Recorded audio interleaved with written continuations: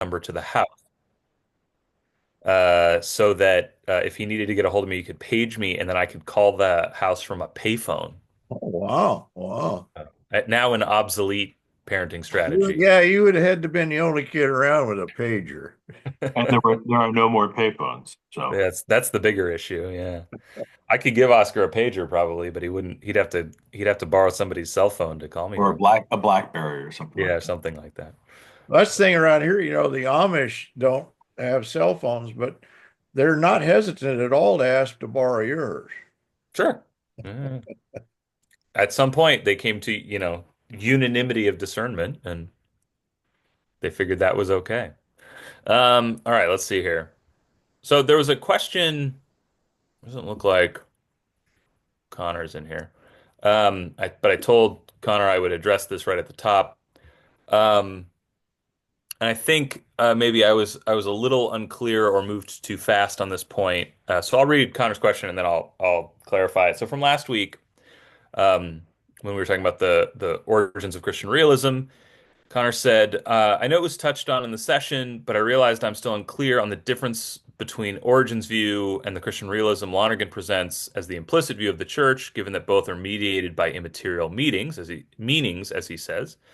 Right. That's in some ways for Lonergan. That's his criticism of Origin is fairly minor insofar as he thinks the big leap is from the kind of naive realist materialism to operating in the world mediated by meanings. Okay, so reading Connor's question again, is it more intellectualist in the case of Origin? Lonergan says the meanings in question are ideas, in that case, answers to questions for intelligence, whereas for the latter, for Lonergan's Christian realism, these are affirmations and negations to questions for reflections. And then here's where I think I might have mixed Connor up. So Connor, if you're watching this, apologies. He says, I recall Jonathan indicating Origen's idealism lent itself more to binary yes or no answers that failed to be able to distinguish the subtler later Christological doctrines, but I'm unsure what difference Lonergan is drawing here. So that part I think got flipped. Um, the the yes or no thing pertains to the questions for reflection that head towards affirmations and negations. And what he's really getting at is that identity, at least the way Lonergan reads Athanasius's position, is that identity is a matter of affirmation or negation. Right. So, is the son identical with the son? Yes. Is the son identical with the father? No.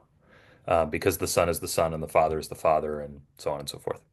Um, Whereas Lonergan's fairly mild criticism of Origin is that because there isn't a distinguishing of first order questions of intelligence, questions for understanding that apprehend ideas or forms, uh, the where was I going with that? Oh, he ends up having to work it out in terms of participation or something. Um, and so Lonergan thinks there's a breakthrough with Athanasius to not a kind of Christian idealism, but to a distinct mode of Christian realism where identity is grasped in either an affirmation or a negation. So that's where the yes or no answer thing comes in. So anyway, I hope that clears up any confusion I produced last time, and maybe is a helpful going back over of what we talked about last time. Does anybody want to follow up on that briefly, or is that sufficiently clear? We're okay. All right. And who can remember what we did last week anyway? So this week, two essays, fairly short, but like Origins of Christian Realism, just packed full of stuff. Absence of God for Modern Culture and Belief Today's Issue. These are both not only from the same year, they're both from 1968. If I remember correctly, they're both from like the same 10-day period in March of 1968, in which Lonergan gave five or six occasional essays, all kind of in this neighborhood of topics. And Yeah. So as usual, I have some things I want to dilate on, but before I jump to that, I want to start with your questions, and maybe we'll cover what I want to cover in the process anyway.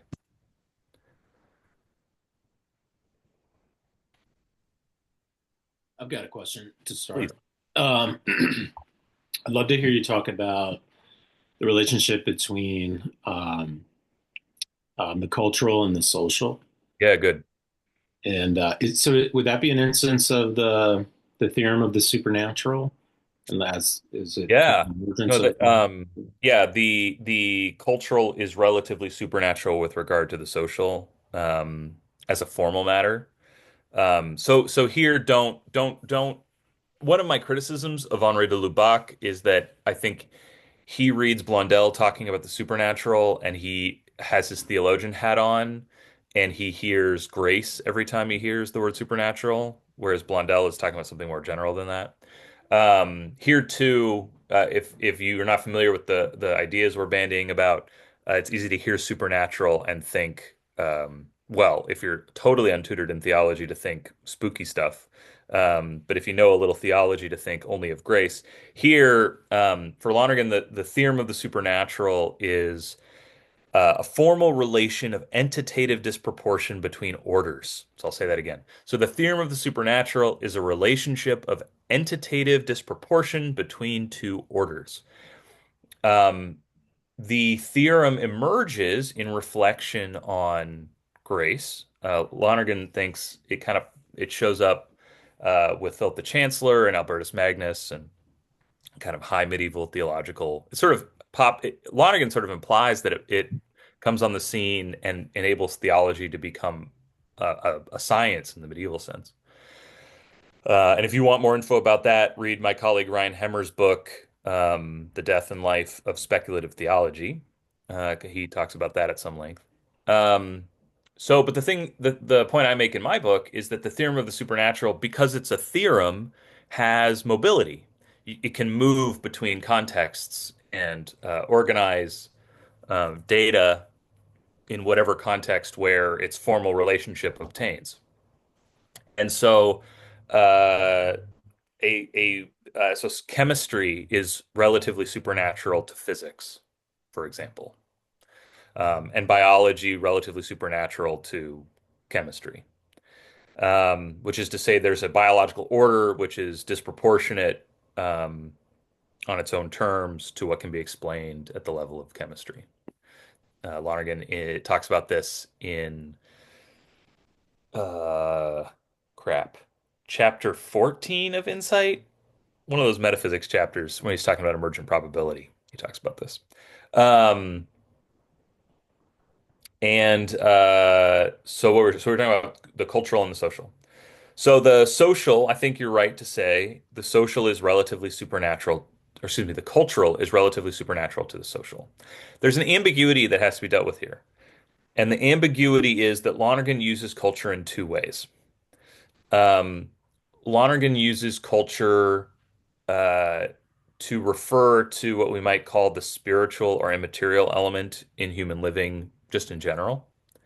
Um, and so culture in the definition he gives in Method and Theology, which he's worked out at this point and will then use in the book, is the culture is just the meanings and values, the beliefs and the evaluations that constitute a way of life in a community.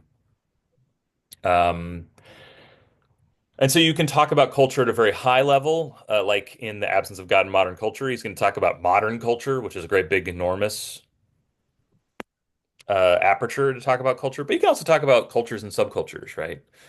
You can talk about the culture of the Midwest versus the East Coast. You can talk about the culture of the different. I live on the East Coast now, so you can talk about the cultural differences between cities on the East Coast. You can focus on the cultural differences between boroughs in New York, right? Anywhere where you have a community of people who share a common set of meanings and values that organize their way of living, you've got a culture. This is his empirical view of culture.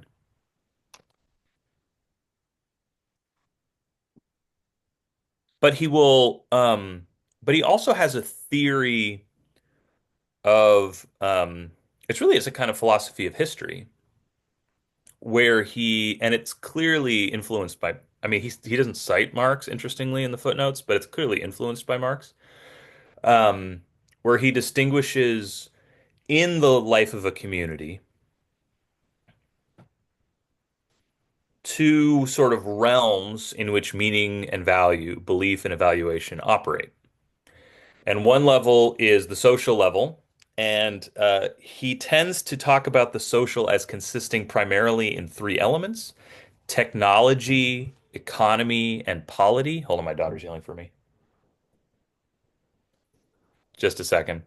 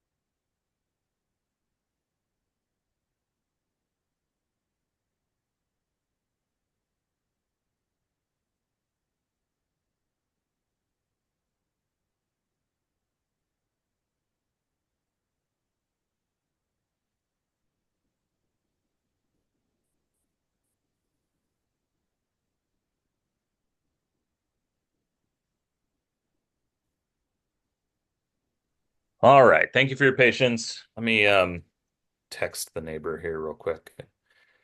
Let them know what I'm doing. So the social Lonergan thinks consists in technology, economy, and polity. This is sort of how he thinks about the social. If you're, um, if you're familiar broadly with kind of Marxist analysis, right? This would be the kind of material conditions of community life. Let me send.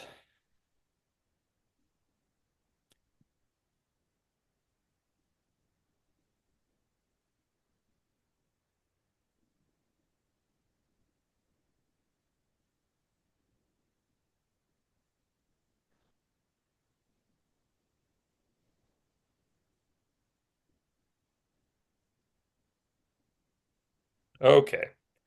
Um, and now it's interesting. It's important though that for Lonergan, though these kind of map on to the Marxist notion of the material, Lonergan thinks what makes them what they are, technology, economy, and polity, is really he's still an Aristotelian, right? And so he still thinks that the operative understandings of the community are the things that make them what they are. And so let me give you a for instance. Uh, have any of you read the novel A Canticle for Leibowitz? Is this a familiar reference for? Okay, all right. So the idea in Canticle for Leibowitz, right, is that there's a nuclear conflagration, and the remainder of society turns on the scientists and the technologists, and kills them and destroys all their work. There's a kind of violent backlash. And what ends up happening is that a sort of dim-witted monk discovers the schematics of some kind of electrical technology, but no one remembers what electrical technology is. And so this monk brings these schematics into a monastery, and in the and the monks reproduce the schematics, but they also put illuminations in the what do you call them, in the around the edges of it and stuff. Um, but eventually, what happens is that somebody's able to figure out what the schematics mean, right? They're able to figure out. They're able to understand what the images in the schematics refer to, and they're able to create an electric light. Um, and so in the third novella, at the back, we've fast forwarded to there being spaceships and stuff again.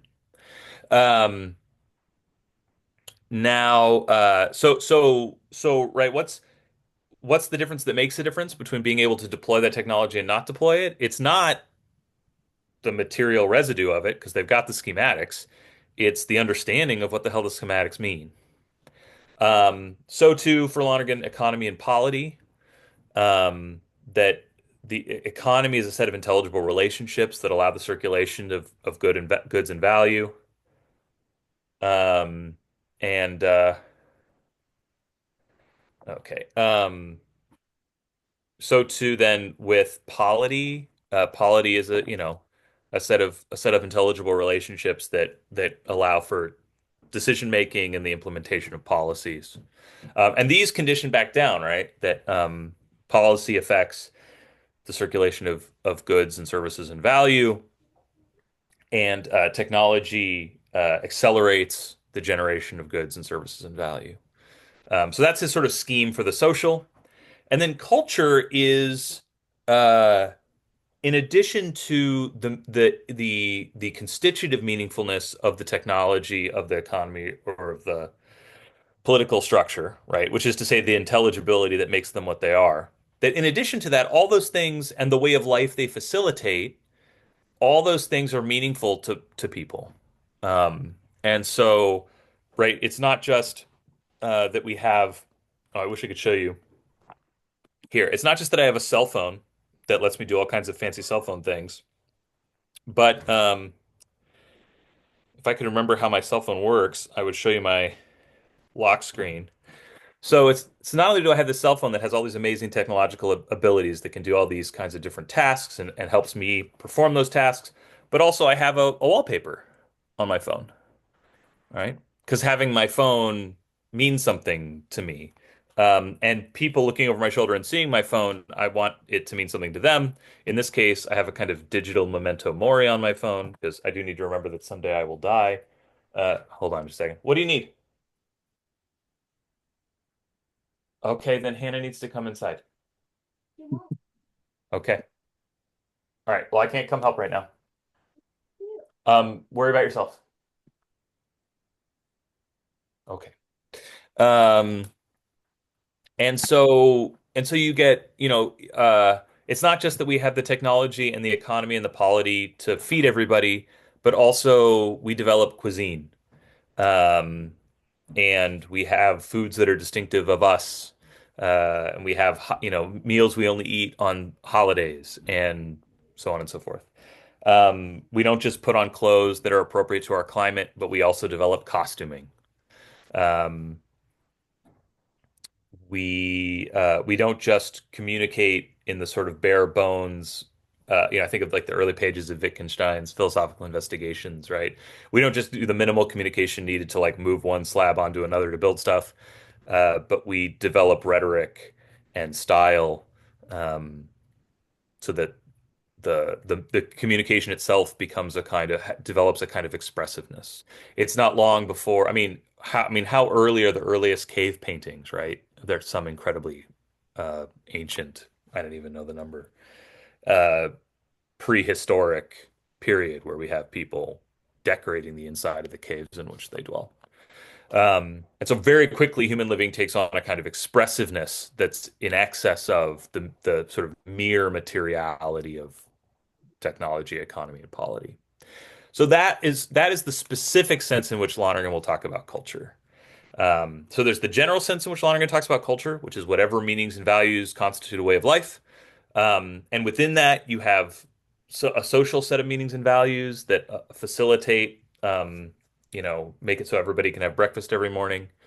But then there's, in addition to that, there's the cultural part, the specifically cultural part of a culture, which is this kind of expressiveness of human living. Um, and that can be either undifferentiated, um, right? Where, yeah, we build buildings, but we also um, engage in supererogatory decoration. That's just a part of the way our culture builds stuff because that's what we do because we're us.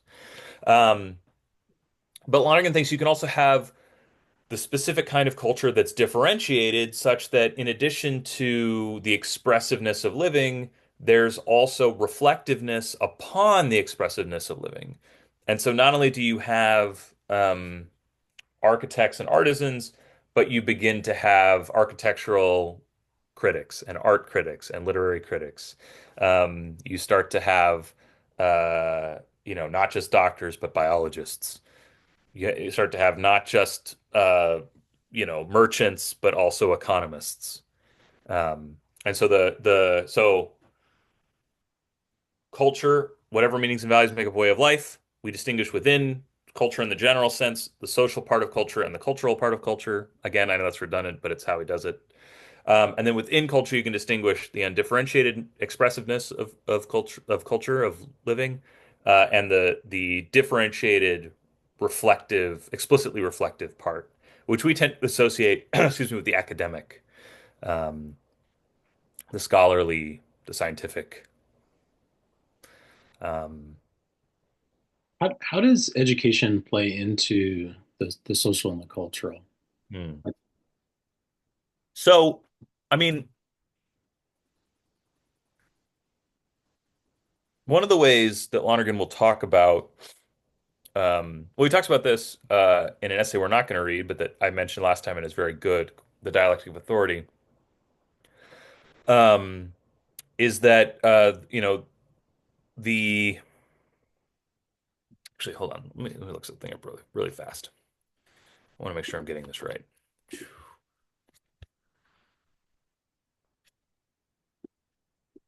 Well, here, I think I can do this. Let me do this in terms of the opening of Belief Today's Issue. So, take a look at the very first page of Belief Today's Issue. Uh,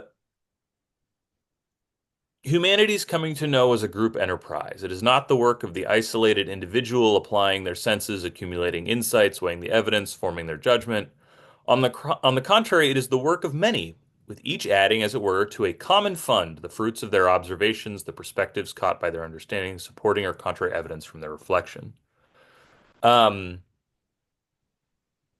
so one way to think about culture is as the common fund of accumulated beliefs and evaluations of understandings and judgments, both judgments of fact and of value, um, from which we draw to navigate our common life. And so, one really general way of thinking about what education is you know, getting getting young people up to speed on that common fund, facilitating uh, facilitating their withdrawals from that fund to the point that they can navigate with relative ease the various departments of our common life, so that they can ideally, right, make contributions, not just to the smooth functioning of our social order, but also, ideally, by having good ideas and implementing them, making deposits into the common fund so that future generations can have, more and better to draw on, for their common life. That's one way of thinking about, like we talk, one of the in the title of this class is progress, right? One way of thinking about what human progress is in these kind of financialized terms, where we are down the ages, generation to generation, in communities banking understanding and evaluations, um, so that not everybody has to start from zero all the time, and in fact, can hopefully stand on each other's shoulders, um, to live better. That's a very general notion of education. Now, once you're in a community that has differentiated, um, a cultural superstructure, education tends to take, I'm thinking about this because I'm writing a book about this. It tends to take the form of trying to induct people both into the products of the cultural superstructure in terms of its research results, Yeah. but also, and this is one of the things we're going to talk about with Belief Today's Issue, is it also involves inducting them into the credibility boosting methods by which those results were generated, so that they can know why those conclusions are more reliable than other conclusions. This strikes me as a major problem at the moment in the society I'm a part of, where people it has the the specialization of those methods has sufficiently isolated the communities that generate those scholarly and scientific results to the fact that people just don't really appreciate um, why those results should be more credible than like what people post in 90-second TikTok videos. Um, and in fact, the very isolation and relative, or let's say residual social station provided by being a part of those community, that part of that superstructural community, makes people suspicious of those results. So they do their own research, um, and then drink their raw milk or whatever, people are up to. Um, so yeah, so that's I think that is a refinement of education that comes along with the advent and development of a cultural superstructure, and then maybe some of the liabilities that come with that refinement. Do you think it would be fair to say, like, insofar as education is teaching a subject, um, maybe typically it's ensuring that the next generation has the knowledge it needs to make society function smoothly, but it can also, at the same time as it's teaching a subject, teach differentiation of consciousness or method, like you're saying, Yeah. on No, a no, more no. I mean, that's part of level. what, Lonergan's got this thing in Understanding and Being where he says, you know, uh, a religious upbringing can be a real benefit to one's education because you're primed to be able to affirm as real things which are not empirically available. So that when you get to a certain level in physics, for example, and the what your teacher is asking you to affirm as true are things that are literally unimaginable. Right. Once you're into relativistic physics, the whole point is that you're relativizing reference frames. And so if you are imagining it, you're precisely getting it wrong. Um, he thinks that's what can be a real benefit, right? You're primed to be able to affirm things as real that aren't that you can't put your paw on. But he says, on the other hand, he says religious development can not keep up with developments in other areas, and so someone can become highly differentiated in terms of their ability to be conscious of all kinds of things in math and science and economics and social theory and stuff, but be relatively undifferentiated in their religious life. And so he says their faith remains at the level of sister told me. And they end up with they end up being an adult who has the faith of a child when what they need is the theology of an adult. Um, yeah. Thank you. Hmm. Good. Other questions?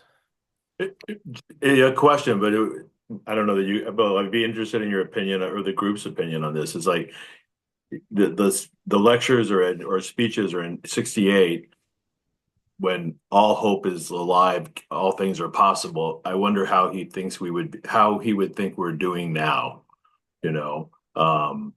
Explain what you mean by why all things are Well, I possible. mean, it's 68. I mean, I think it's the generation that he represents and the gang of I mean, the generation of both Catholic. I'm thinking from a Vatican II Catholic kind of point of view, but the fact that John the 23rd starts the council and he's opening the windows and everybody's excited and they're all going to get, not everybody's excited, but a fair amount of people are I excited. was going to let that one slide. Yeah, Yeah. yeah, no, but I mean, it's fair enough. That's absolutely true. And they get there, and I mean, for some, it's this great opening and opportunity. For others, it's a scared opportunity. But we did it, And in '68, when he's writing, I think the council's over by then, but it's But it's still, I like just think, ended.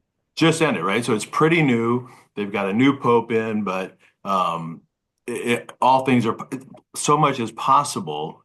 And then how have we done? That's kind of what I'm thinking. I mean, I had some teachers and professors over the way back then who had been part of that. They participated in the council, and then but they were part of that generation, and they thought anything was possible, and a fair amount of them came out of that disappointed, you Yeah. know, and for any variety of reasons since, and pontifically as well as just how we've done it. And so I just would, I'm curious as to what he would be thinking.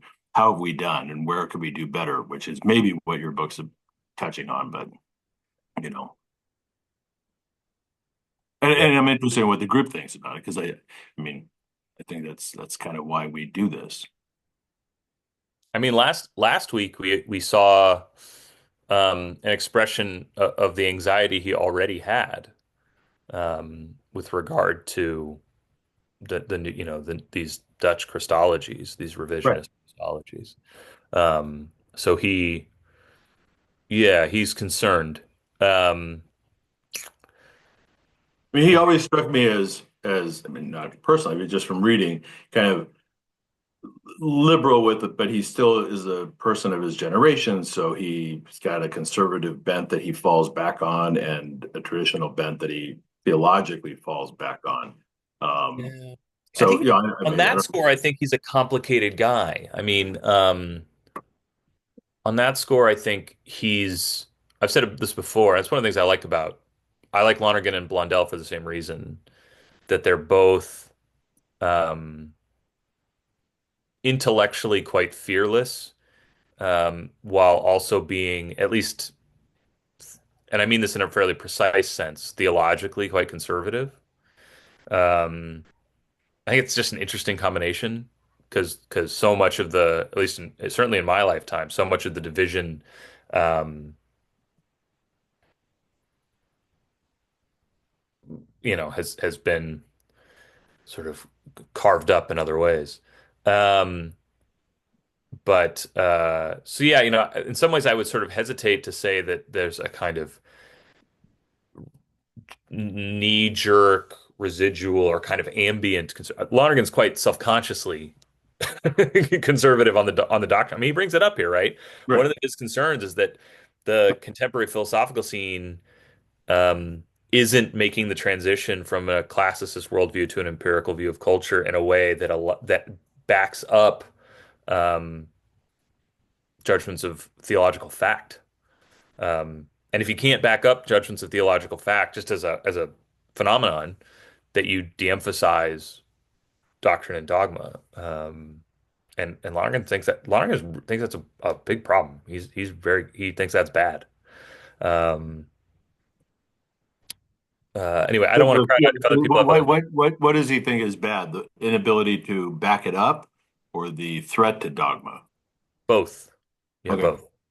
Yeah, I think he's he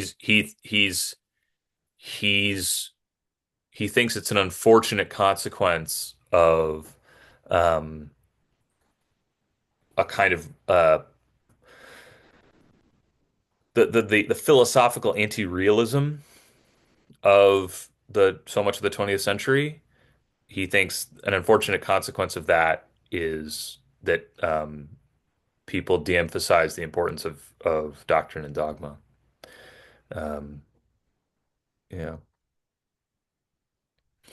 Yeah. I mean, I don't want to monopolize it, but I mean, me personally, I'm amazed that people in that generation were able to even make the stretches that they made from what they came out of, right? I mean, they came out of, I mean, it was the 30s and 40s and 50s were a pretty scary time to begin with, but theologically and philosophically, to be able to even push the boundaries and kind of overcome all the obstacles of what they clearly had been taught when they were in school, et cetera, and who they're, I mean, just all of that formation part they they moved us pretty far, even if they couldn't keep going, yeah, right? And so I can appreciate that. It's just more. I think he in his complexity he has an ability to observe, and I just wonder how he thinks we would have done in the past. yeah, Whatever is it, 60 years since then? 60, 40, 60 years yeah. almost. Coming up on 60. Yeah, coming up on 60 years. Yeah, I don't know. I just wrote something the other day where I said, Lonergan's got this his line here. We'll look at the text again here. So this is I think it's in Absence of God in Modern Culture, I'm pretty sure. So let me go back to that. Ba, ba, ba. Here we go. I'll pull it up if you tell me where you're at. Yeah, so I'm trying to find. It's this line about theology being in a feverish ferment. The first article. Pretty sure it's an absence of, yeah. Yeah, here it is. Okay, it's on page 92, which is the seventh page of the PDF. Um, and it's this paragraph that begins if but if increasing specialization prevents um well my kids have put the dog in her crate and she's not happy about it. Sorry, pupper. So yeah, if you go to absence of God in modern culture, Oh, sorry. abstract. Yeah, the other one. I did the wrong one. Sorry. That's all right. You got a weak technician here. Okay. And there we go. So yeah, absence of God in modern culture. It's the seventh page of the PDF and it's uh page I think it's 92. And it's down, it's the last full paragraph. But if increasing specialization, here we go. If increasing specialization prevents modern science from speaking of God, one would expect it to enable modern theology to speak of God all the more fully and effectively, which is an interesting thing for him to say, right? Hey, look, we've made all these advances in our techniques, specialized techniques of knowledge. You'd think that would redound some benefit to theology. And he says, however, while I hope and labor that this will be so, he's working on Method and Theology, which comes out in 72. I have to grant that it is not yet achieved. Contemporary theology, and especially contemporary Catholic theology, are in a feverish ferment. An old theology is being recognized as obsolete. There is a scattering of new theological fragments, but a new integration, and this is really important. By this, I mean not another integration of the old type, but a new type of integration is not yet plainly in sight. And I recently said, I think in Catholic theology anyway, um, certain certain fragments have fallen into obsolescence. New fragments have emerged, um, and in a lot of ways, the battle in Catholic theology is between people who see no problem with the fragmentation because of their moral sensitivities about um, the Eurocentrism, racism, misogyny, right? All the prejudices that had to be in place to maintain the old integration, um, and people who have a yen for the old integration, who are not as anxious about all of those moral suspicions and who there are people there's so in Catholic theology you've got the Catholic Theological Society of America, but you also have the Academy of Catholic Theology, and the Academy of Catholic Theology largely operates on what I would call a kind of this kind of an effort to preserve the achievements of the old integration, often in a kind of neo-scholastic mode, though sometimes in a kind of ressourcement mode. Um, And now there's the Sacra Doctrina thing, which I don't know that much about, but I think is sort of ACT adjacent. So anyway, I think uh, Lonergan, well, I won't speak in Lonergan's name. I'll speak in my own. My own difficulty and my own part of the reason this class is structured the way it is that when I go to like a CTSA, which is people largely with folks with whom I share um, social and cultural and political values. I am a little disheartened that not only do people not have any operative integrating principle, it's highly fragmented, but they don't seem to have a question about this question of a new type of integration. It doesn't seem to be on their radar. Um, and the people for whom that question of integration is highly salient, um, I not this isn't true. All this is a rough generalization, but boy, a lot of them sure seem like sort of, um, if not revanchist, then at least nostalgic for the old integration um, in a way that I'm not willing to uh, go along with. So that's my dissatisfaction with the state of things. even if I don't know if I can reconstruct what Lonergan's would be. But It So was something of a rhetorical question, but yeah, no, no. right. I have a question that's kind of been that it's from my notes, and the discussion is headed in a direction where I think it's appropriate to bring it up at this point. But Great. one of the things that Lonergan doesn't seem to consider, he talks about the way in which modern culture is unique in that it's gained this awareness of the fact that it's collect. I'm going to use Barfieldian language because that's my nature, in which its collective representations mediate the world in which it lives in a way that previous cultures were not like it would. This may have always been the case, but we didn't have a conscious awareness of this. And once you become aware of the fact that our world is mediated by these collective representations, then the technology of propaganda enters the picture and engages in the conscious manipulation of those collective representations, which actually leads directly to the problem you were just talking about. We can't come to this new integration or new synthesis because the operation of propaganda is operative in specifically preventing people from seeing this because they're being manipulated in one way or another.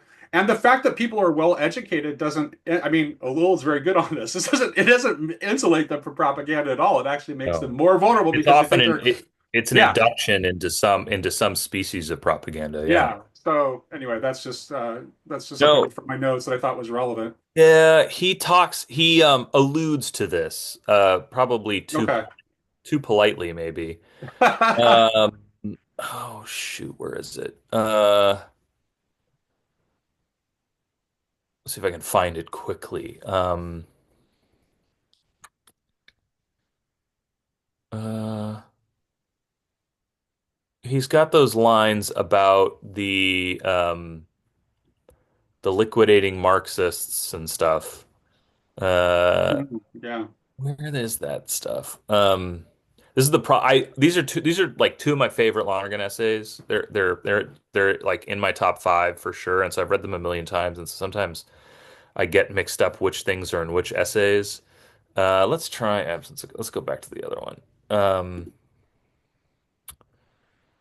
So forgive me while I scroll and search. I guess I could open it in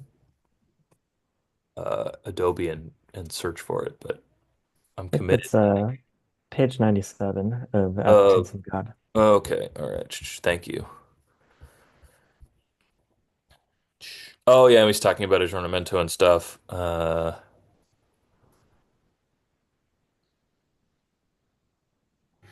Okay, let's see. What do I want to read here? Well, I mean, let's just talk about let's go back to page 96 really quick because I want to talk about this for a second. This is one of the things I wanted to make sure we touched on. So, let's see. So if we go to page 96 of this document, you're in the right place there, Paul, in absence of God. You had the right thing there a second ago. Oh, just passed it. There you go. Yeah, do absence of God. That one right there.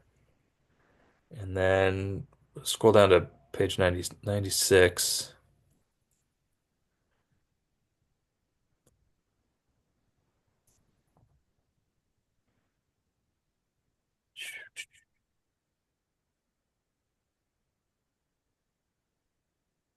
Okay, hold on. Stay right here. Um, Christians have been depicted as utterly otherworldly, as idly standing about awaiting the second coming of Christ without any interest or concern or commitment for the things of this life of ours on earth.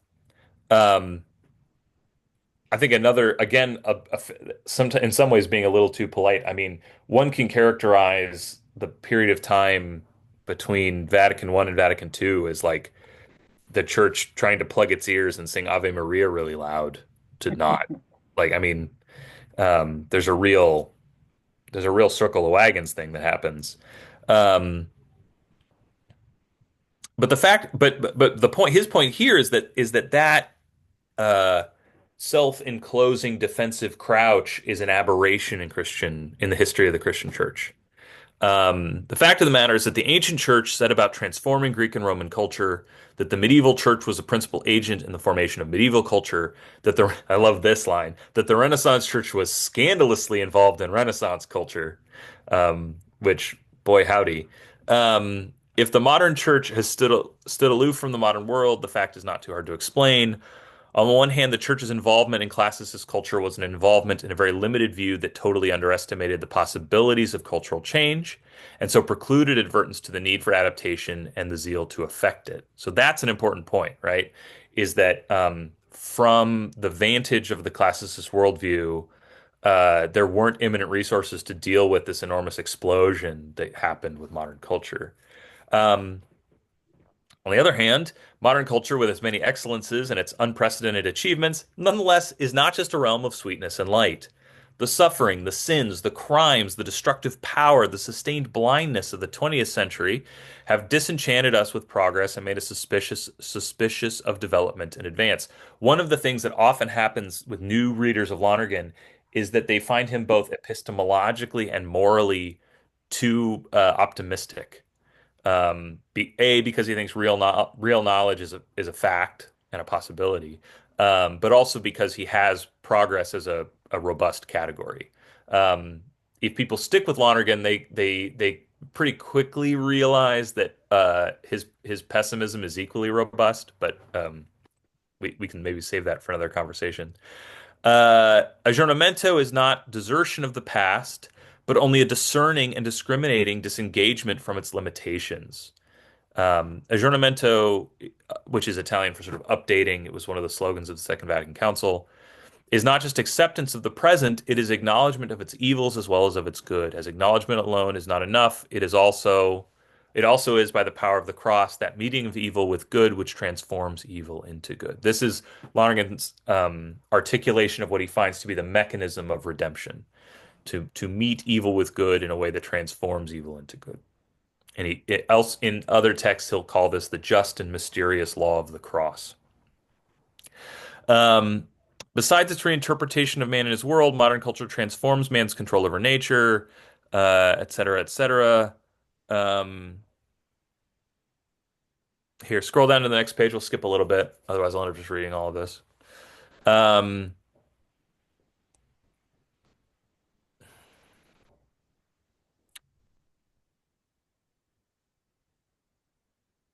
So in this first full paragraph, besides a reinterpretation of man and his world, a transformation of man's control over nature, and a consequent reordering of society, modern culture has generated a new sense of power and responsibility. Superficially, the sense of power might be illustrated by space exploration, and the sense of responsibility by concern over nuclear bombs. Remember, it's 1968. But the matter goes far deeper. Modern culture is the culture that knows about itself and other cultures. It is aware they are man-made. It is aware that the cultural may sustain or destroy or refashion the social. So that's what I was talking about the cultural being relatively supernatural to the social, that it can set the conditions under which the social unfolds. Um, so it is that modern man not only individually is responsible for the life he leads, but also collectively is responsible for the world in which he leads it. So modern culture is culture on the move. It is not dedicated to perpetuating the wisdom of ancestors, to handing on the traditions it has inherited. The past is just springboard to the future. It is the set of good things to be improved and of evils to be eliminated. Now, what's interesting here is if you are used to reading theological critiques of modernity, you might be tempted to read Lonergan as having his tongue in his cheek here or as being sardonic. But actually, this sentence, the set of good things to be improved and of evils to be eliminated, is a tip-off that he's describing something about modern culture that he thinks is good. He thinks it's um, one of the achievements of modern culture that it views itself as looking out for good things to improve and evil things to eliminate. And that it has this future orientation. The future will belong to those who think about it, who grasp real possibilities, who project a coherent sequence of cumulative realizations, who speak to man's longing for achievement more wisely than the liberal apostles of automatic progress on the one hand, and more humanly than the liquidating Marxists on the other. Um, So there, like I said, I think, he's doing it quick, he's moving fast, but I think he's alluding to part of what you're talking about, Nate. Uh, Yeah. that there's a kind of intellectual project of engaging what is authentic about modern culture that wants human beings to take responsibility for the unfolding of human future. Um, but Yeah. it's beset on either side by mythologies, as you said, propagandas. Um, Well, yeah, that's interesting. And to go back to the line earlier from page 96 about the cross, like there's a way in which like one of the things that happens as a result of this is like the exact kind of factionalization that you were talking about, right? So, which is which is a refusal that kind of factualization is a it's actually a refusal of the cross. And there's a way in which like any activist any act of real synthesis can only be accomplished in and through love. right. And so as long as we have that kind of like factionalized spirit driven by propaganda, it will keep us from making any real progress. I don't deny the possibility of real progress. I think he's right about that. Yeah. Um, But but the it obstacles are requires serious. but You it know, requires the cross. Yeah. Well, and yeah, I mean, and Lonergan's the line from Method that I quote frequently is, a civilization in decline digs its own grave with a relentless consistency. Yeah, um, he's not optimistic about it. He's pretty clear-eyed about what's needed. Um, and yeah, so yeah, I mean, there's a real element of um, a while back I went to the Commonweal Centennial Gala. It was in New York City, and Ryan and Kate actually gave us their tickets, and so Annie and I went, and it was a lovely event. And I like Commonweal. I've published with them before and stuff, but there were moments of that event that had the tenor of, um, thank God that we progressive Catholics are not like these, a sinner. Um, and And there's plenty of talk like that on the other side of too, course, right? right? So, yeah, And that's yeah, just poison. I mean, it's yeah. just poison. But who are the these in that statement? Conservatives. Oh, okay. Yeah. So they're not Um, wrong. It's just it's the Walter Sobchak principle. You're not wrong, Walter. You're just an asshole.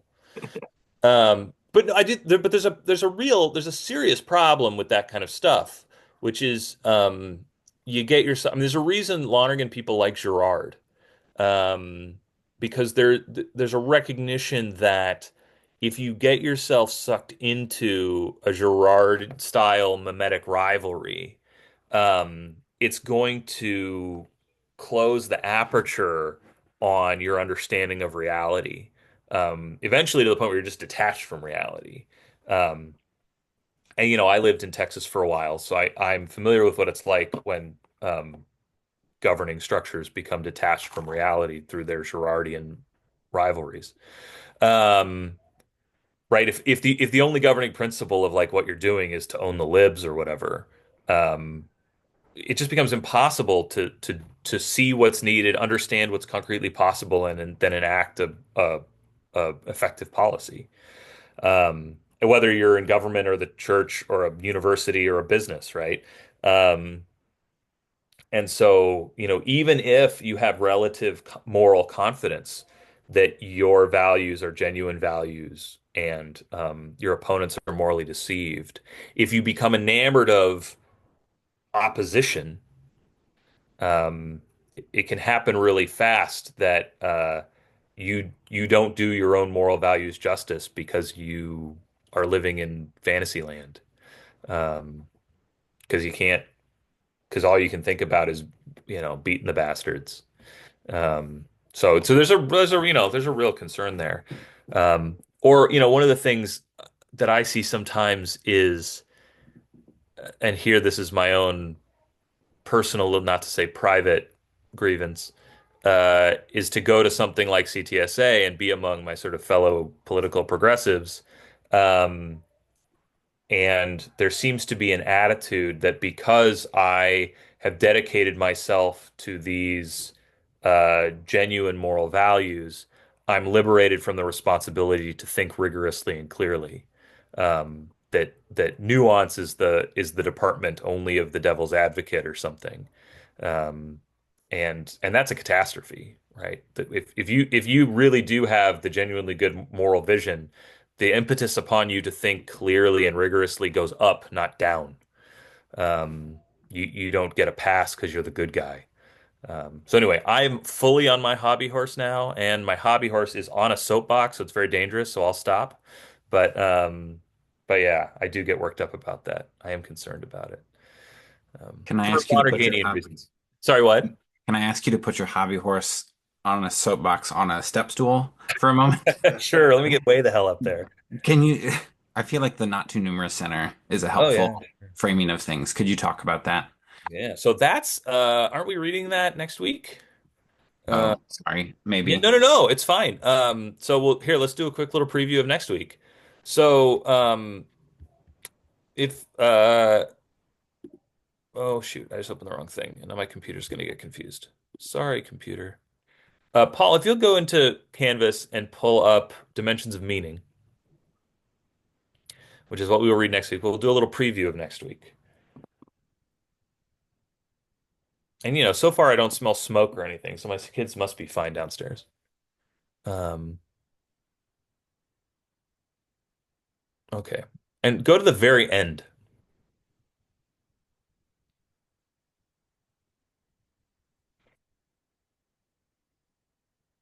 So we'll look at this next week and we can come back to it. But on the very last page of this, um, perfect, right there.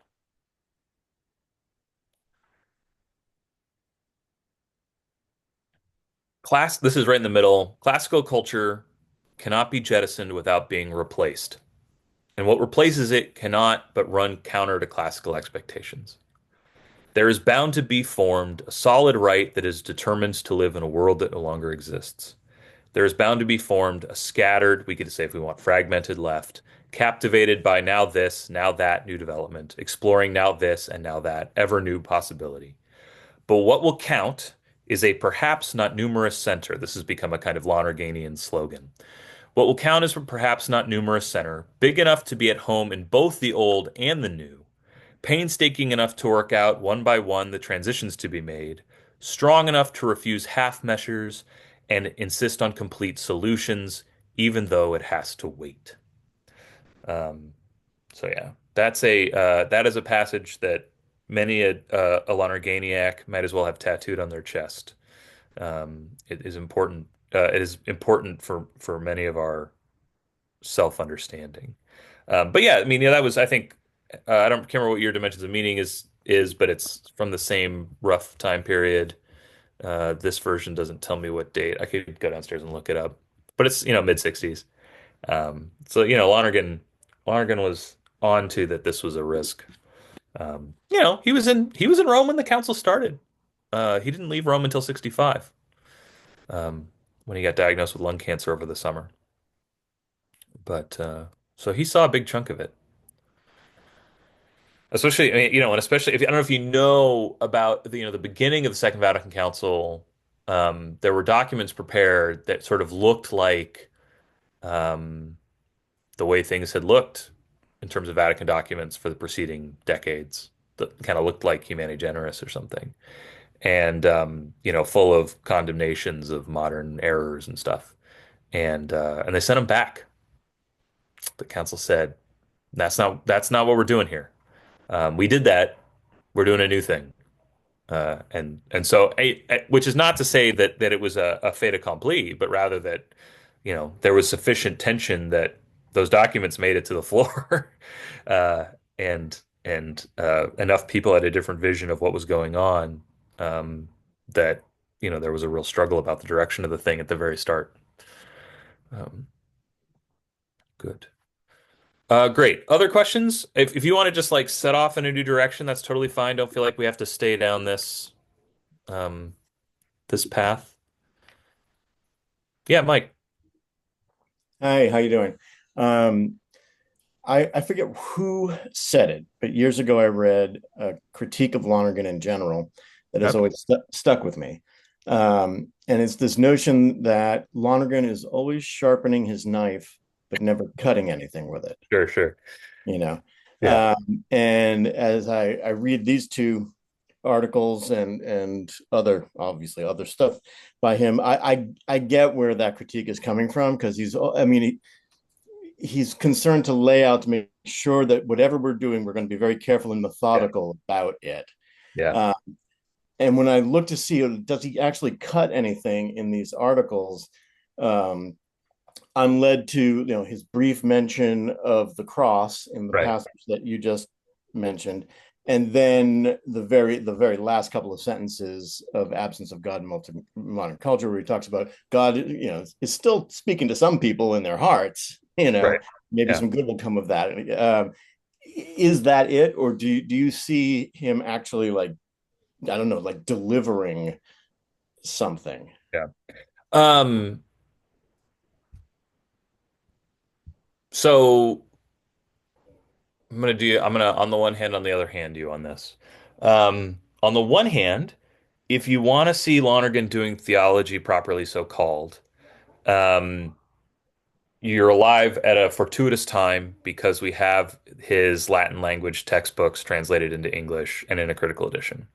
So if you want to see Lonergan doing theology, go get early Latin theology, go get the Redemption, go get the two volumes of Triune God, go get De Verbo Incarnato, the Incarnate Word. Right, we have these volumes where Lonergan, for classes, really puts his theologian hat on and goes at core systematic theological topics.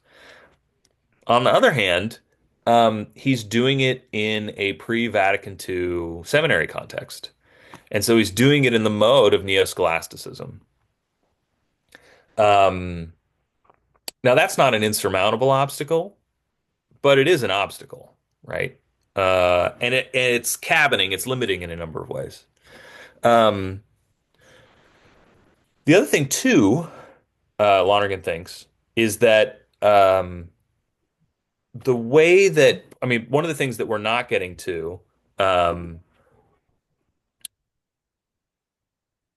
okay. John, if and I see Andrew threw a question here too. Uh I'll look at both those in a second. Sorry, I missed the ones in the chat. But John, if you take off, I'll answer your question. You can watch it in the video later.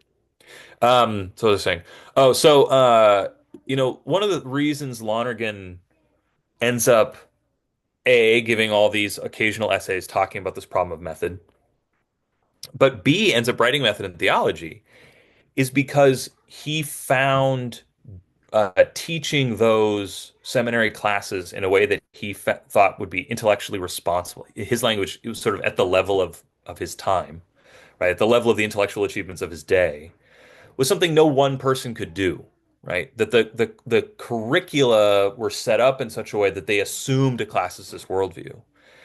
And once you'd made this pivot into the empirical view of culture, you have all these diverse specializations that deal with all these different parts of these theological questions that have to get coordinated, and that you have to have like been trained by a specialist in their methods to do well. Um, and so like yeah, Lonergan can go and like try and pull up the relevant scriptural passages that are invoked by the relevant church fathers that then are received by Thomas and worked into his medieval science of God and the Trinity.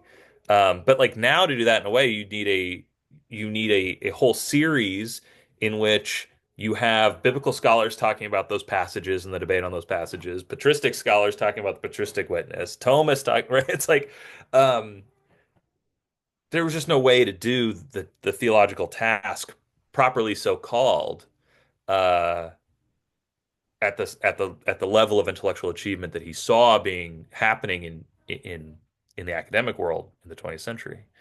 And so in some ways, why doesn't he sort of ever get to doing theology in that mode? Is that partly I think he would demur that like no one person can do theology in that mode, according to the challenge of a modern science of theology. So what does he do? He writes method in theology and he puts into it this idea of functional specialization. is well, what we need then is to reconceive specialization in a way where the specialists are feeding results to each other in a way that goes somewhere. So that the scripture scholar can hand their results to the patristic scholar, can hand their results to the medieval scholar, can hand their results to, whatever. Um, and so that's, I mean, that's part of it too. Um, yeah, and then there's also another element too, which is like Lonergan never really wanted to be a theologian. He always wanted to be a philosopher. I mean, it's part of it. That's not as I think that's not as principled. That's more dispositional. But if he'd had his way, if he hadn't been sent, basically told, "Hey, you're going to go get a PhD in theology," he was going to do philosophy. Um, so yeah, go ahead. In response to I'd never heard that quote, but that captures my feel of him, and it captures my feel of Ronner. It captures my feel of Ray Brown on scripture and stuff Mhm. like that, to date myself. But I do think that for Lonergan, in a way, excuse me, the cut is method, right? I mean, he gives us the tool that's going to do the cutting, or the system that is, the way I understand method and whatnot, is that this is the tool we're going to use, and it's going to help us get to where ultimately, as a community, we have to cut, because one person isn't going to do all eight functions, et cetera. But it's the mechanism by which it's going to cut. I just think that if you're born in whenever he's born, 19 whatever, Oh, four. yeah, at oh 04, and so what is he in 60? He's a 55-year-old guy who grew up in a backwards church, and he's trying to open it up. I think it's just hard to throw out all that stuff, your beliefs and stuff, but he gave us the cutting tool that can be used by theologians to move it forward, even if he didn't pull the trigger on a bunch of stuff. Maybe. I Now, don't yeah, and I said all that, but um, I also want to say that, and I've shared this with other people who've become Lonergan sort of specialists. Is all right. All the things I said I stand by, but there is a funny way in which you read Lonergan long enough, and you start to see the way in which the theological positions he spelled out in the Latin textbooks are operating underneath the philosophical stuff he's doing in Insight or in these essays or in Method. And so now look, that's a kind of specialist's privilege because we have the time, like we've committed ourselves to familiarizing ourselves with this, my collected works take up a whole shelf on my bookshelf. Um, but there is a way in which Lonergan, there's a way in which Lonergan is always talking about God and the Trinity, even when he's not talking about God and the Trinity. Um, but that's very subtle. I mean, that's something that, um, you know, people like me, I should probably be dedicating myself to writing articles drawing that out for people because people just aren't going to see that on their own. It's not close enough to the surface. It's too far in the background. I want to address Andrew's question here about wickedness on page 81 of the belief essay.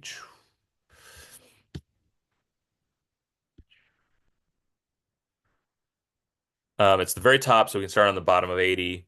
Um, so we're getting another version of what we have in the absence of God in modern culture essay, right? Always in the past, it had been the Catholic tradition to penetrate and to Christianize the social fabric and the culture of the age. So it entered into the Hellenistic world. Uh, he repeats his line. Medieval society repeats his line about the Renaissance. Only belatedly has it come to acknowledge that the world of the classicists no longer exists, and that the only world in which it can now function is the modern world, meaning he's referring there to the council. To a great extent, this failure is to be explained by the fact that modern developments were covered over with a large amount of wickedness. And then he gives some examples: cultural attacks on Christianity, rise of agnosticism and atheism. Um, Lonergan doesn't come out and sort of like engage in polemics against atheism, but he really thinks atheism is a serious cultural problem. The development of the natural and the human sciences that they appeared and often were said to support such movements, right? So a kind of scientism that was allied with atheism. The emergence of modern languages and the new literary forms was not easily acclaimed when they contributed so little to devotion and so much it seemed to worldliness and irreligion. So here he's talking about the sort of um, you know uh, advent of sort of proto-historical critical methods. And then right there's he makes a social critique as well of modernity. Industry spawned slums, politics, revolutions, Where music. where are Sorry. you, John? Oh, sorry. This is I went from the bottom of 80 to the top of 81 in Belief Today's issue. Okay. Anyway, he sticks the landing to say one may lament it, but one can hardly be surprised that at the beginning of this century, the 20th century, when churchmen were greeted with a heresy that logically entailed all possible heresies, they named the new monster modernism. Um, so when he says wickedness, he just means evils. I mean, he means bad stuff. Um, and he gives you his rehearsal of what all the bad things were. Um, and that's, I think that's important too, right? Lonergan is in these essays, on the one hand, saying to Catholics post-council, hey, like it's time to take up the long-running Christian tradition of engaging and Christianizing the real culture that you're a part of.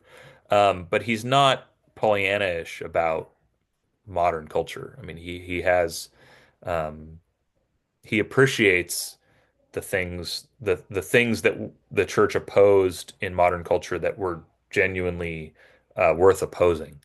Um, and that persists to today, right? Francis continues it.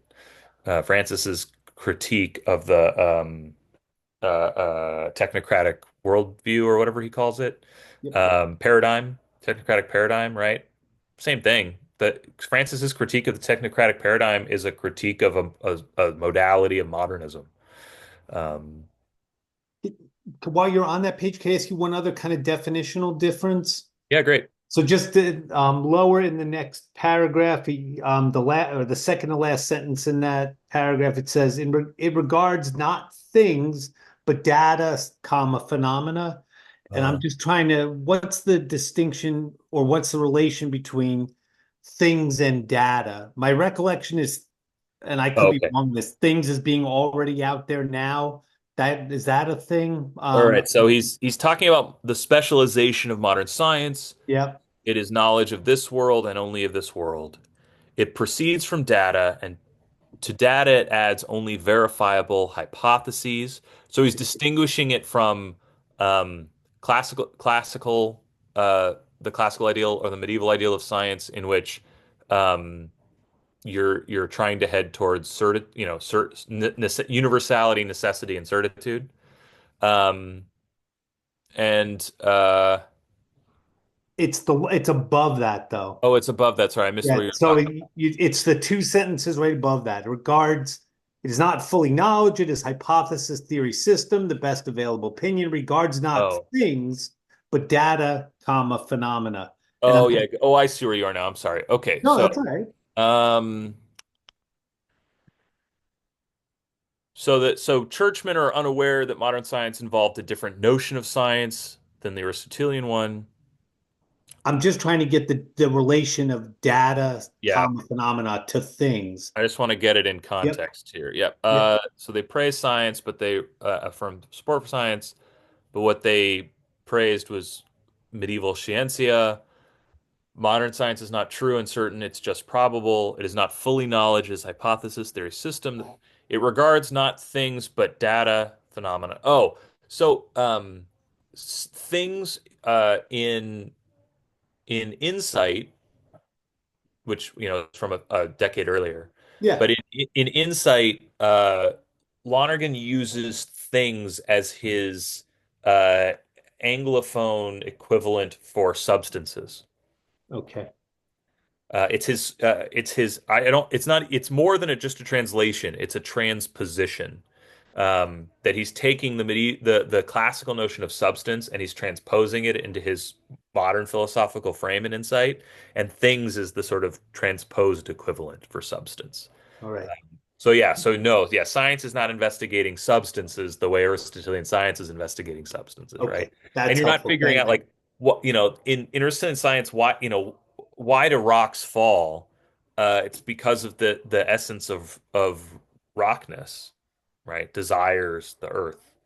Um, right? And so it's essence and operation and desire as a principle of motion into operation. And this is just, it's just a whole other Yeah, uh, no, yep. pack of cats. The transposition is very helpful.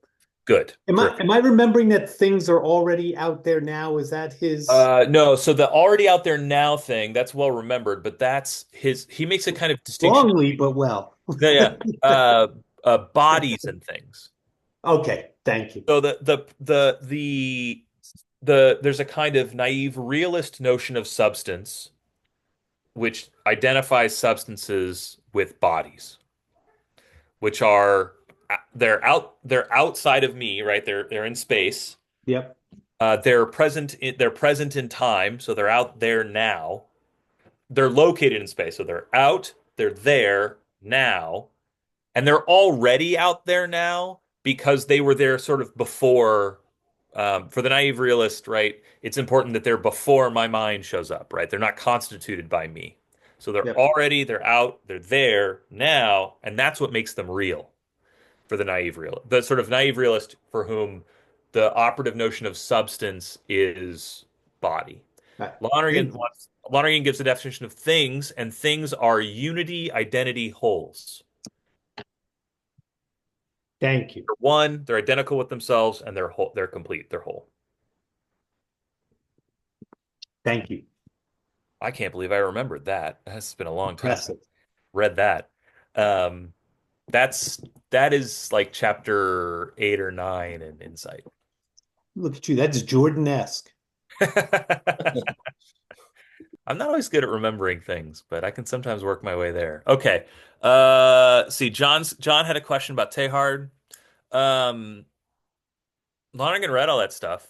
Um, and I think his students were quite taken with Tehard. He doesn't, to my knowledge, I've never seen him engage exegetically or anything with Tehard. Um, so he was a figure he would invoke sometimes as a kind of forerunner of trying to articulate um, what it would be to have a kind of Catholic mentality in a modern horizon. Um, but I don't I if he ever engaged in a kind of uh, you know like I said exegetical or sort of way with Teilhard, I've never bumped into it.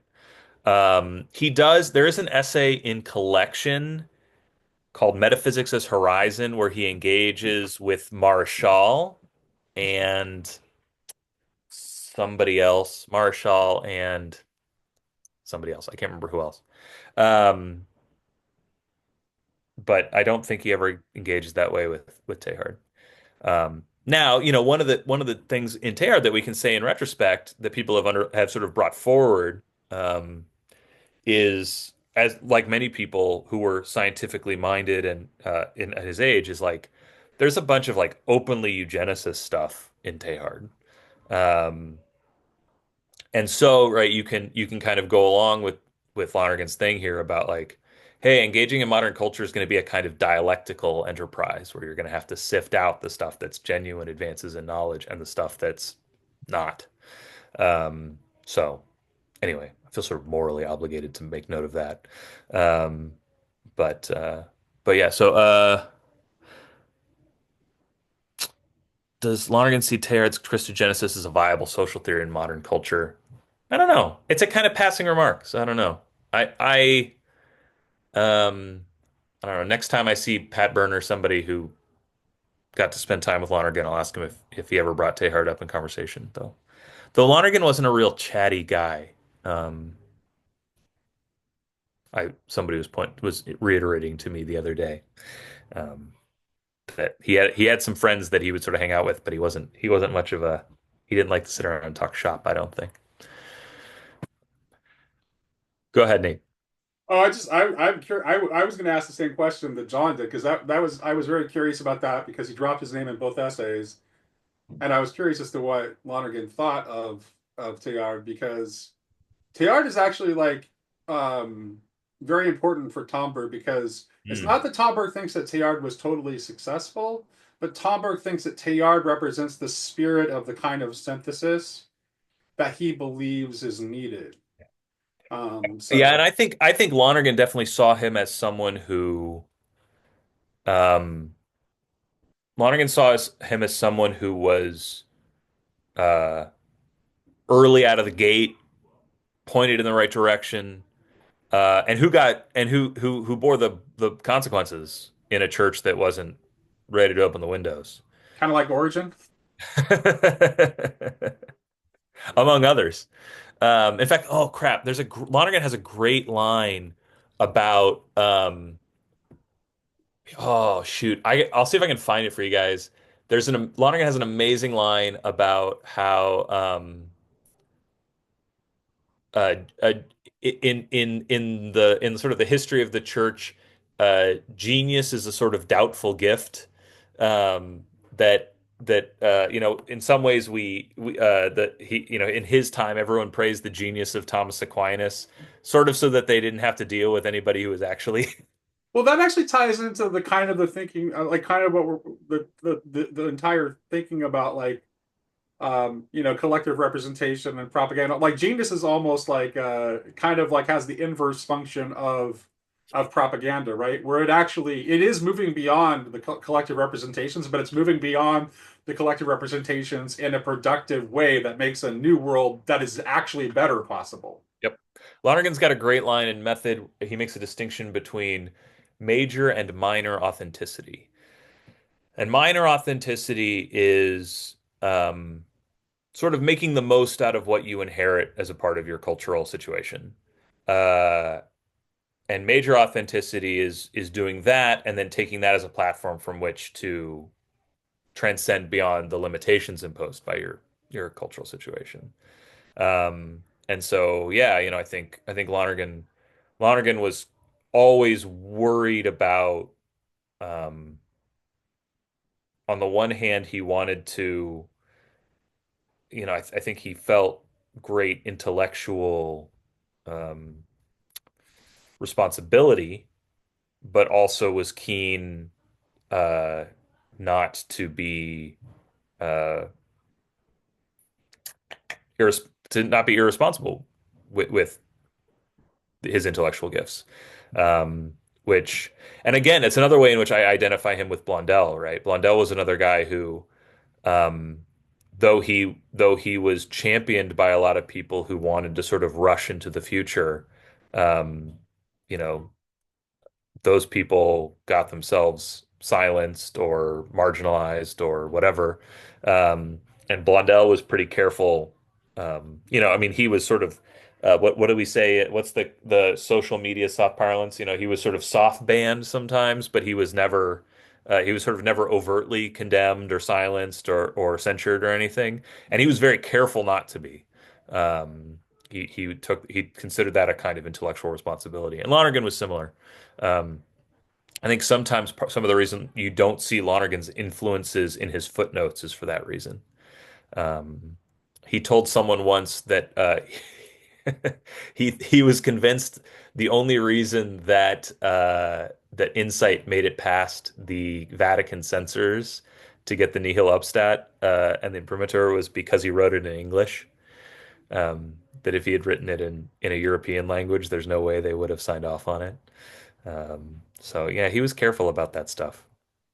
Yeah, I've always had this sneaking suspicion that Bulgakov's thinking in Holy Grail and the Eucharist is definitely influenced by Steiner, but there's no evidence left that he Yeah. actually was. Although we do know that Berdyaev attended Steiner's lectures. Oh, So, interesting. yeah. Okay. So maybe in conversation or something, or yeah, but yeah, I wasn't going to put that one in writing. Yeah, interesting. Okay. Other questions about these? Um, I I got one more, but I realize I've asked two. I don't know if no, anybody go else. ahead. All right, that was my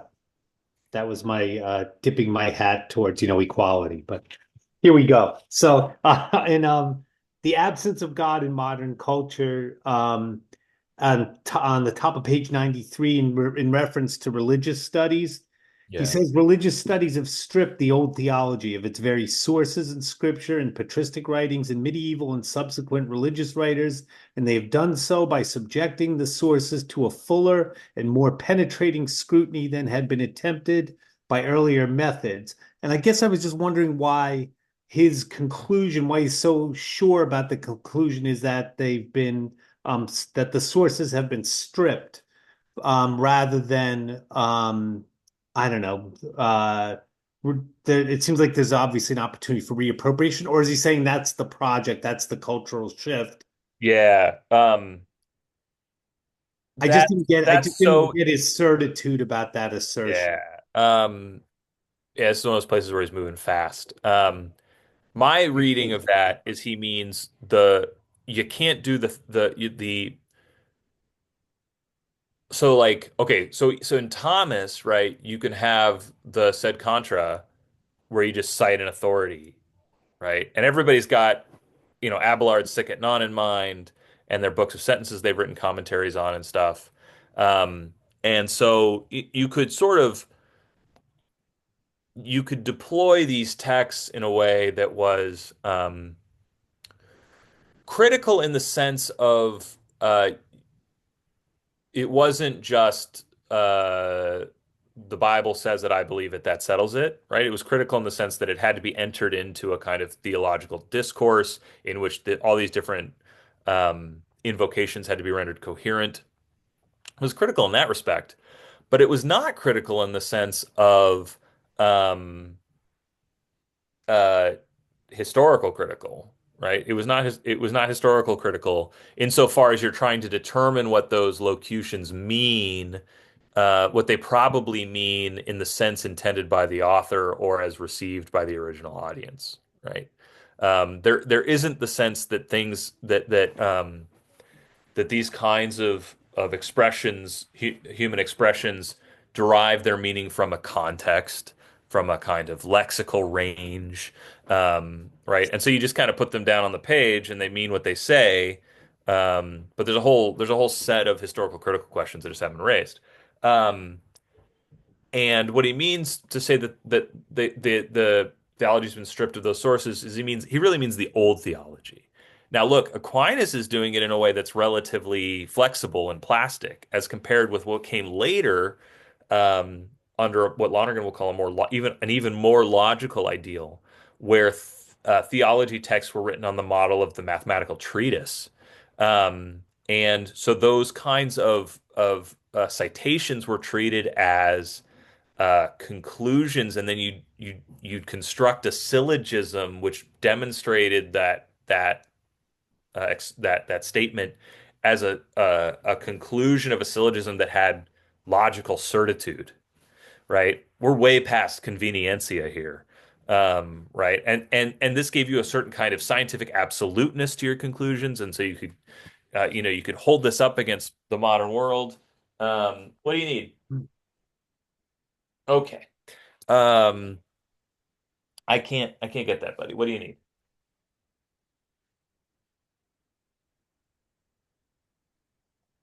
That's fine. Yes. Whatever you want, leave me alone. Um, so what was I saying? Oh, anyway, yeah. So certainly even like a kind of Thomistic method, you can't use the sources in that same simplified way. And certainly this kind of, neo-scholastic treatise, Lonergan calls it conclusions theology, Melchi Arcano and these kind of textbooks and stuff. He's just like he just can't in an intellectually responsible way use these texts this way anymore. Um, so that's what he means. He means that's why he's sort of so um, categorical about it. Thank you. That's helpful. I appreciate that.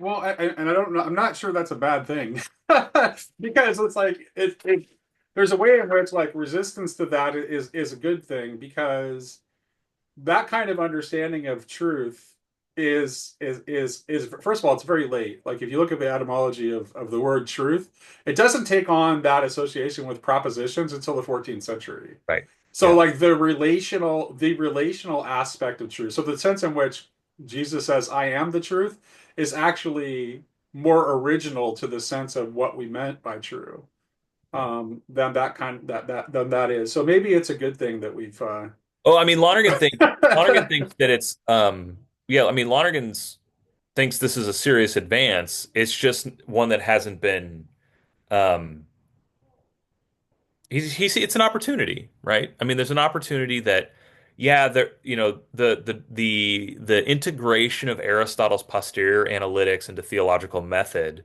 allowed for a theological synthesis that was never going to occur with everybody just writing commentaries on the sentences. Um, and so it's not that it was bad that they were doing using that kind of logical approach, but after that approach stabilized itself, um, you had people developing new intellectual techniques, and the hope is that these new intellectual techniques will eventually coalesce into an analogous synthesis for the modern Christian world, as what Albert the Great and Bonaventure and Thomas were able to effect for the high medieval world. Um, right? I mean, that's how Lonergan's thinking about these things. And it touches a little bit on his concern about doctrine and dogma, right? His concern is that if the only ideal we have for theological knowledge is the classical ideal of universality, necessity, and certitude, and we just can't do it the way we used to because of these new things, either we retreat into an old world that doesn't exist, or we give up on the hope of there being true dogmatic affirmations.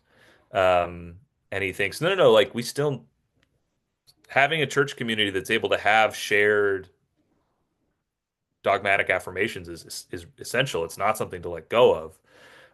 But we need an adequate modern basis on which to propose it to people, or they're just going to go like, "Oh, you're just trying to do that old stuff again."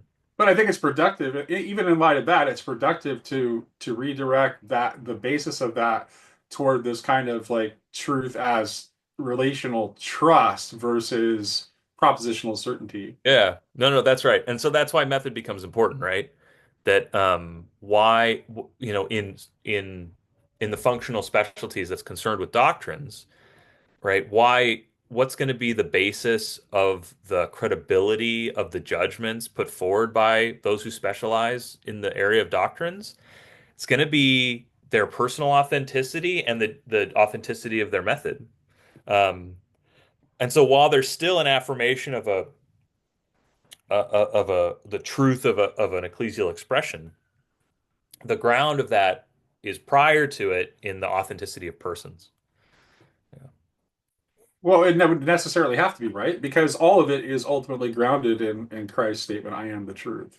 Yep, that's So right. yeah. Yeah, and so then, one of the things it would be an interesting thing for a Lonergan scholar to do would be to go back and transpose that neo-scholastic Christology and Trinity work that he did, um, to do a kind of theology of method and theology.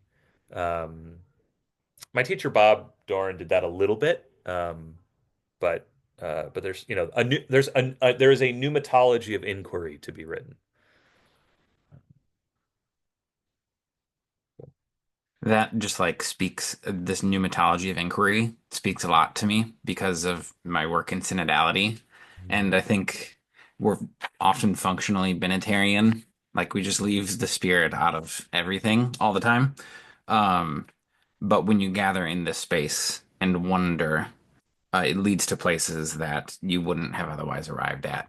And if we're more comfortable talking about the presence of the spirit, we're going to be better off at the end of it than we were at the beginning when we And started. Paul's yeah, and in Romans, Paul's pretty clear that what is the movement of the Spirit ordered? Conformity to the Son, right? So it's not as though we're detaching from Christ in order to sort of put some emphasis on the movement of the Spirit, because the movement of the Spirit is directed towards conformity to Christ.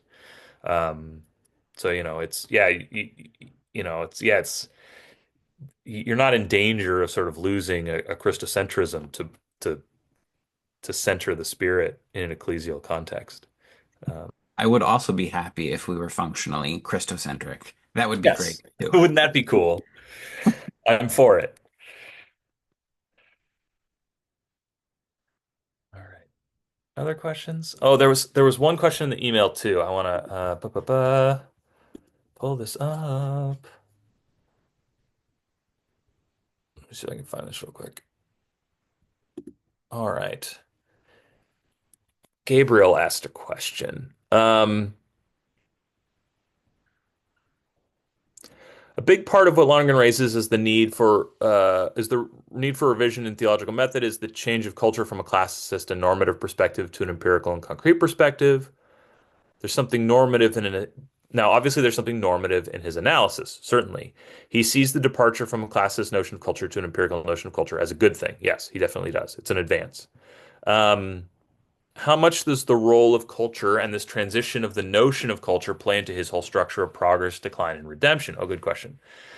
With the aggiornamento, he brings up in the absence of God in modern culture, what's the measure of success in aggiornamento for theology and of progress and decline in theology itself? Okay, so a small question I can answer quickly. Um, so this is a good question.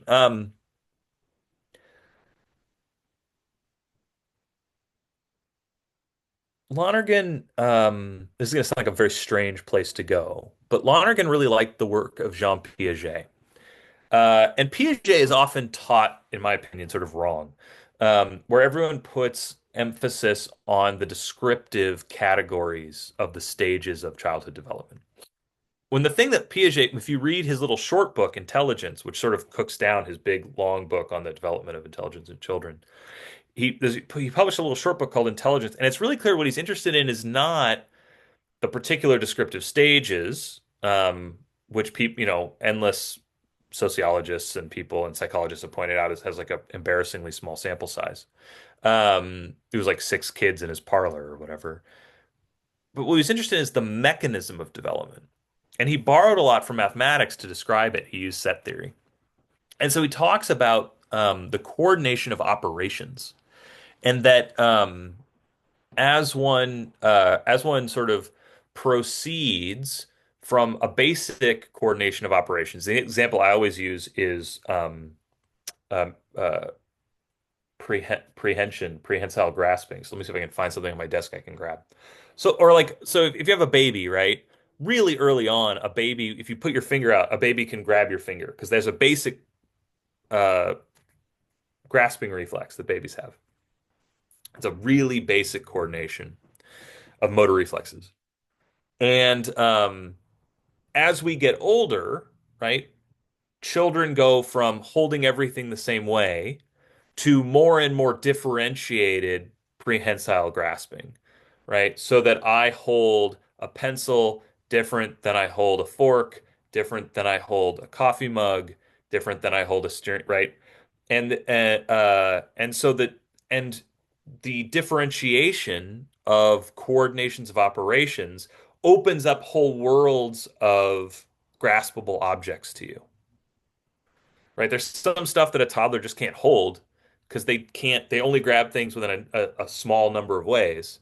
And as an adult, you hold, these are all glasses and I hold the different glasses different ways because they're different shapes. Um, I'm well hydrated, just out of frame. So by analogy, Lonergan thinks knowledge is uh, the coordination of conscious operations on a particular normative pattern. And the way in which the world mediated by meaning enlarges for you, the way you get access to new realms, is by developing further differentiations of your coordinations of conscious operations. So, so Lonergan will talk about these various different realms of meaning and method in theology, and one of the one of the differentiations that comes online in European cultures in the 19th century is what Lonergan will call historical mindedness or historical consciousness. This way of thinking about culture as the product of human understanding and human evaluation. And And so, in part, right, because new differentiations or greater differentiation gives you access to more of the world mediated by meaning, um, it's better to be more differentiated, right? It's an achievement to be more differentiated, right? To be able to operate in a way that both operate in the world of common sense, but you can also have a scientific differentiation of consciousness. You might have if you pay really good attention in your undergrad experience, you might be able to develop both a scientific differentiation of consciousness, but also a scholarly one that can deal with the realms of human meaning and human cultures. Um, right. And so it's not that there's no normativity for the empirical view of culture. But what you come to uh, the location or the site of the normativity shifts. It moves from having a particular set of cultural contents, right? So you're not just like British colonialists who are like, by Jove, these people don't have Earl Grey tea at all. Savages, right? Like that's just chauvinism. Um, and I could go on making jokes at the expense of the English, but I won't. Um, Rather, Lonergan says an insight that the existence of variation, in this case cultural variation, is evidence of a variable. And Lonergan thinks the variable is the normative structure of human consciousness, particularly as intellectual, but also moral. And so for Lonergan, where's the normativity operating? The normativity is operating in persons as principles of the generation of meaning and value. And so, to the extent that the meanings and values that make up a community's culture are generated through attentiveness, intelligence, reasonableness, and responsibility, the products of that culture are going to be genuine human achievements. And to the extent that the beliefs and the evaluations that constitute that community are marred by human inattentiveness, stupidity, irrationality, and irresponsibility, that culture is going to be deficient. And so, for example, to make uh, you know, the amount of melanin in people's skin into a principle of their that determines their social class and whether they're safe or not um, doesn't make any sense. It's an arbit. It's there's no basis. There's no rational basis for it. And so a racist culture, because it's stupid and irrational, and so then behaves irresponsibly with human lives as a result, is worse than a culture that's not racist. Now, the particular constellations of how race is constructed will be different, right? So if you look at how race is constructed in North America, in the United States, versus the constructions of race in South America, with all the gradations of Criollo and all this stuff, right? The content is going to be different. But the issue isn't that they got the racial categories wrong or right, right? It's that there's a fundamental human failure of authenticity. There's a failure to sort of um, ask and answer the relevant questions at play. Um, and so yeah, so it's not that Lonergan is some kind of moral relativist. But it's rather that he identifies the site of the normativity differently than in the particular contents of the culture. Because cultures are going to vary, he identifies the normativity in the variable that gives rise to the variations. So Lonergan does think that it's possible to pass judgment on cultures. You just can't do it on the basis of, you know, they do things differently there. Um, so anyway, Gabriel, if you're watching this, I hope that helps. I hope that's adequate to what you were asking there.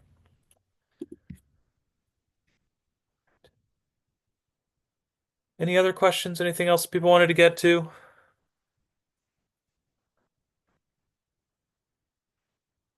All right.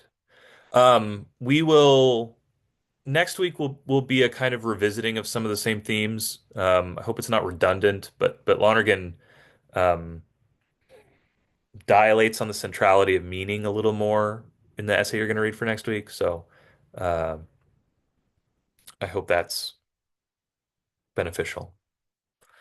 Um, But oh, I did actually. I want. Sorry, I'm winding down, but I do want to say one more thing. I do want to underline the way in which Lonergan is in both of these essays is posing a question about how can if the thing that makes a modern science um, modern is a kind of empirical specialization, but there are no data on God qua God. How are we going to have a modern theology that's not just religious studies, right? How are we going to have a scholarly, scientific in the broad sense discipline of not just human religiosity, but of God and God's relationship to God's creatures? Um, it's a kind of a sticky wicket, Nate. Well, I just like, yeah, I'm just wondering. I'm curious to see where he's going to go with that because I did notice that, like, the reference to that to those references in the text we're reading today, and my fundamental objection to the idea that God is not present in in our experience. That is only true if you've already reduced the experience of the world to quantitative data only. And so if your analysis is limited to quantity, then and they're measurable, then you won't find God. But if you have a broader empiricism and a broader notion of experience, then the heavens and earth show forth his glory. Right. So Yeah, Lonergan would not take so narrow a notion of data. In fact, one of the running arguments in Insight is that too much empiricism ignores what he calls the data of consciousness. Um, but nevertheless, he's still going to say that in neither in the data of your senses, nor in the data on being on your conscious operations, on being conscious, will there be given any um, direct experience of God.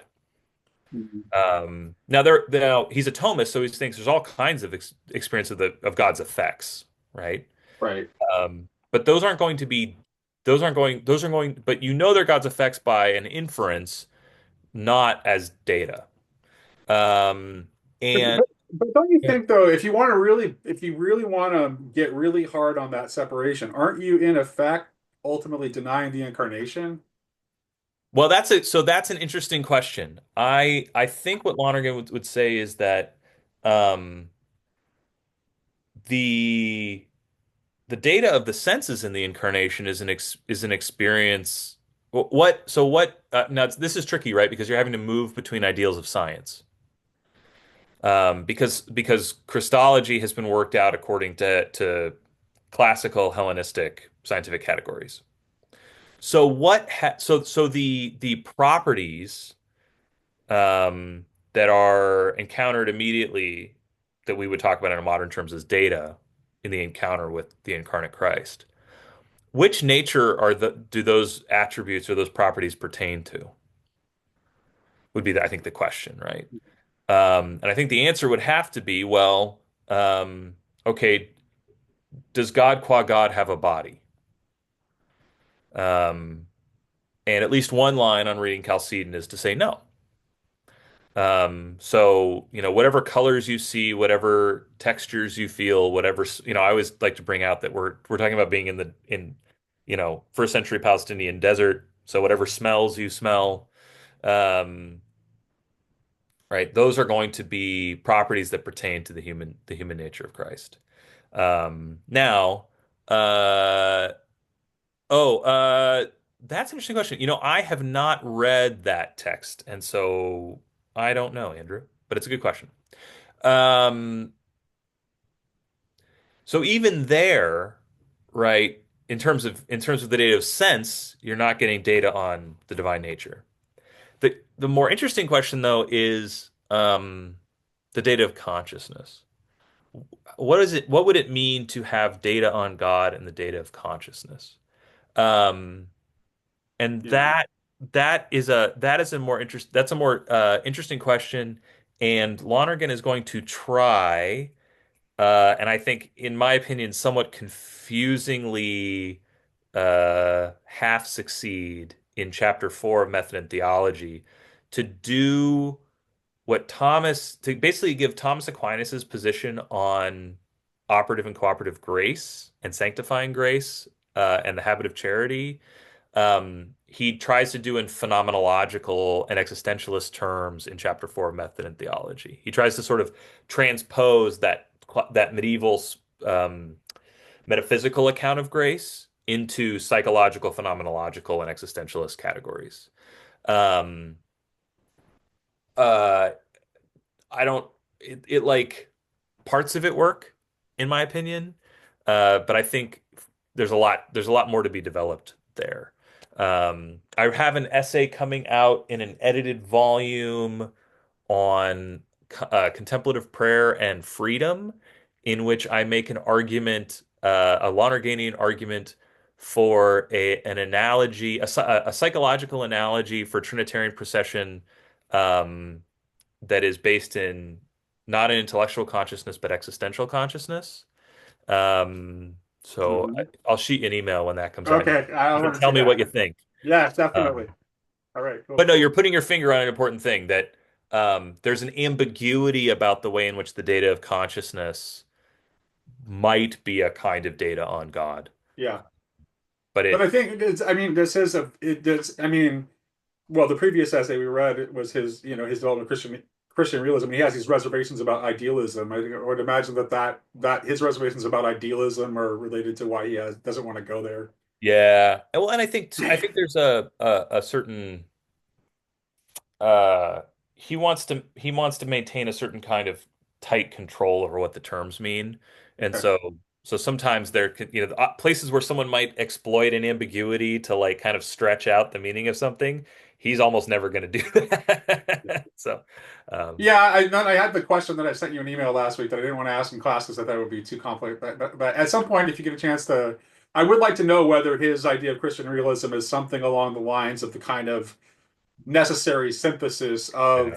of idealism and realism that Tomberg talks about in Meditations of the Tarot, Letter 9. I need to like Because read I that. get the sense that he is Yeah, no, attempting he's some I kind mean of synthesis. I mean the thing that um the issue for Lonergan with critical realism is